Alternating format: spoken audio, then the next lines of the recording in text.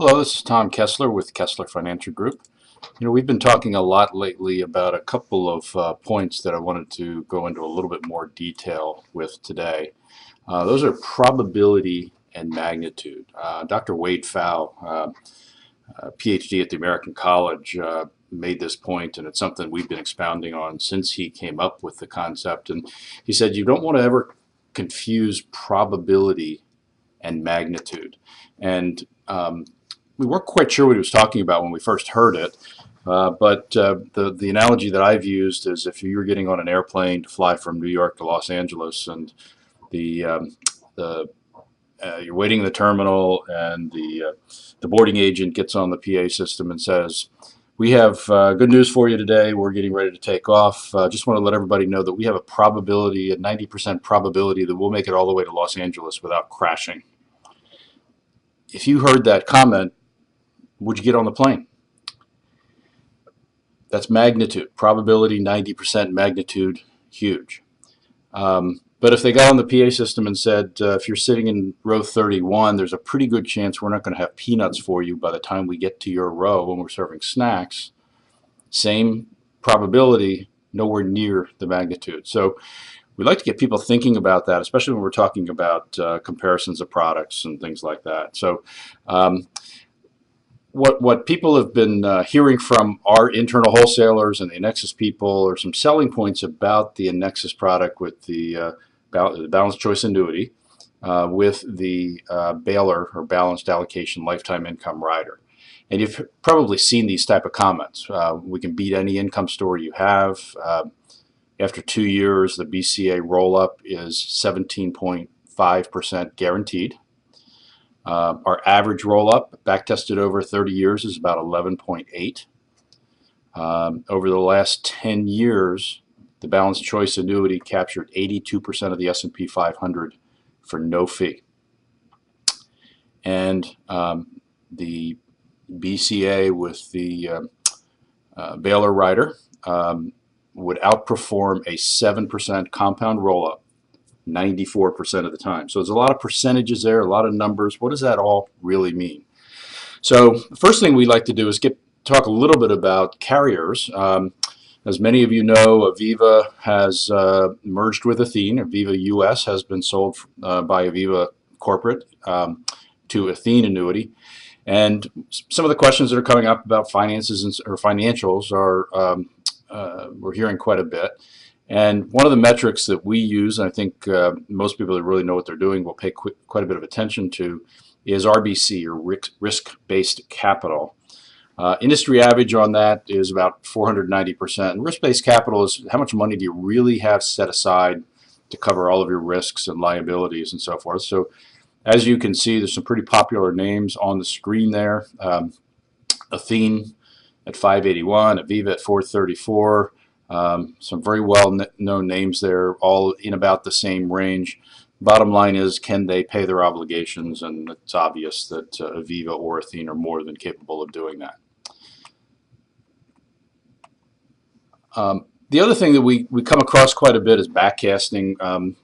We have, as many of you know, have partnered with the Genesis Group. Genesis is the organization that actually invented the index annuity. Richard Cato is the guy that has historically been known to have invented that first index annuity that was sold years ago.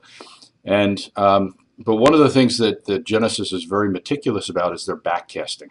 When we go back and do backtesting on product, we will do about 4,500 different iterations.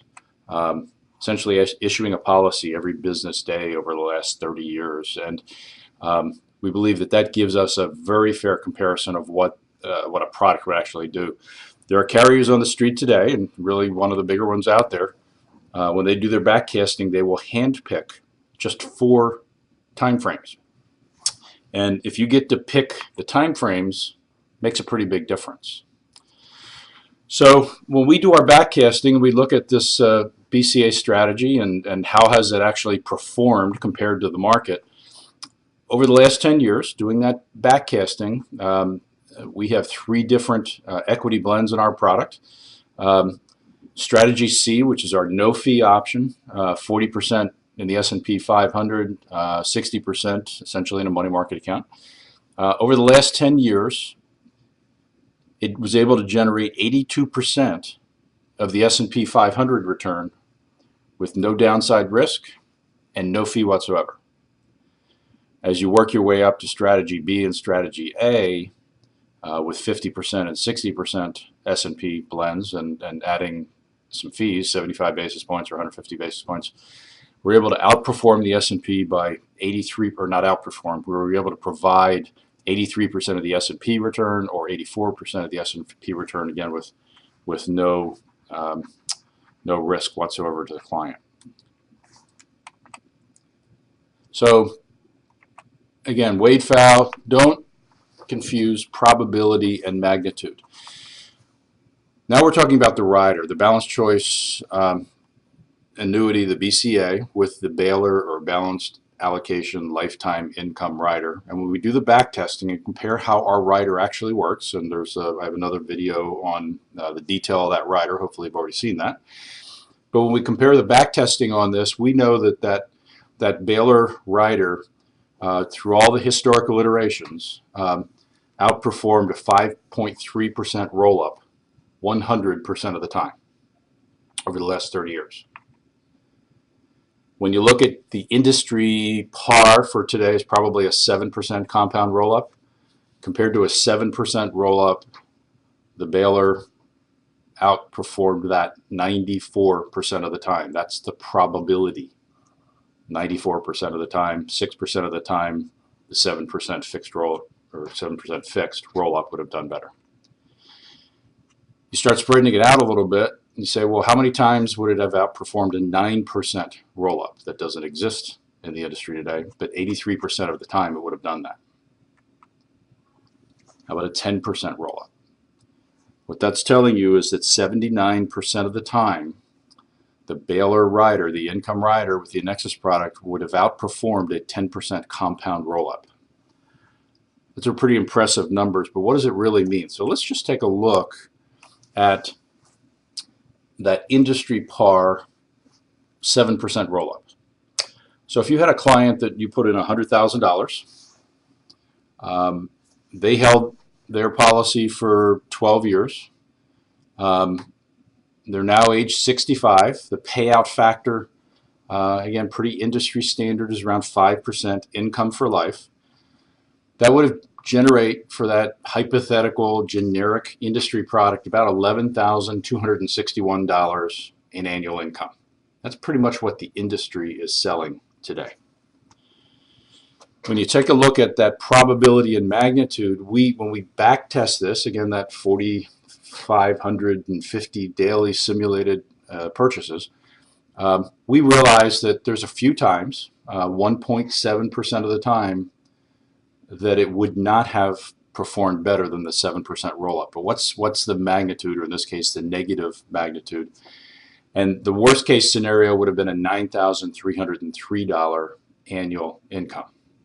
That would have been 1.7% of the time. At 6.2% of the time,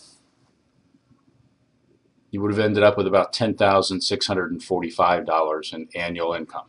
Again, a negative difference, but that's the magnitude on the downside. What's the magnitude on the upside? So that 7% roll-up is at $11,261. We know that 7% of the time, or 7.7% of the time, that the income generated would have been about $16,570. That's the magnitude, or a $5,000 difference. 7% of the time, it would have been almost 50% better.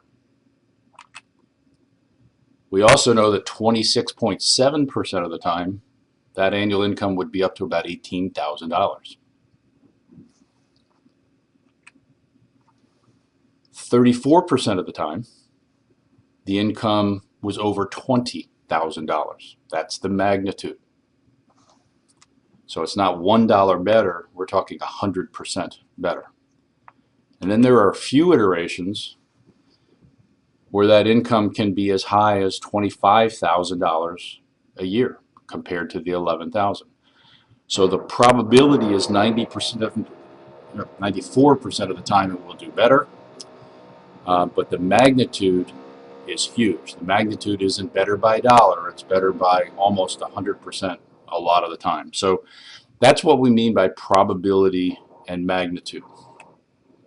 Those are some pretty big numbers, and as you can see in the boxes here, those are would have been the compound step-ups that you would have had to generate the exact same type of income for that client. So we have a 93.8% probability, essentially 94% probability of beating that 7% roll-up. But what's the magnitude? And the magnitude is tremendous. So what's that mean in dollars? So same person, that same generic competitor, say they're 53 years old, they put in $100,000, leave it sit for 12 years. Age 65, they turn on income for life. It's about $11,000 a year in income. And as you can see in the pink bars here, there are a few iterations where the Baylor rider would not have performed as well as that 7% roll, about 6% of the time. 94% of the time, it's going to do much better, and as it does much better, it's going to do much better significantly. So you can see what these numbers look like. That rate of return of around 11% or 11.5% compound, or 12.5% compound, that's where the sweet spot is in this product right here. And the extra income generated would have been $7,000, $9,000, $11,000 in extra income, or based on an $11,000 par, if you will, almost 2 times the income. And all of this is done with the Baylor rider, Balanced Allocation Lifetime Income Rider, which actually indexes the payouts. If you'd like to hear more about that, please watch my video on the rider itself, how it works, if you haven't already seen it. And we have a whole supply of these little videos to help you understand the different nuances of the Nexus product line. Thank you for your time.